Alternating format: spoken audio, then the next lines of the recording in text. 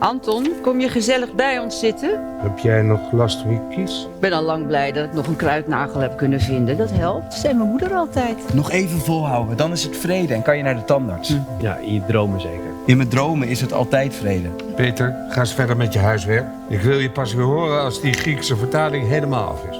Jongetje, iedereen heeft gedaan wat hij heeft gedaan. Niet iets anders. Die oorlog kan hooguit nog een paar maanden duren. Maar die goeieheid heeft hem wel zijn leven gekost.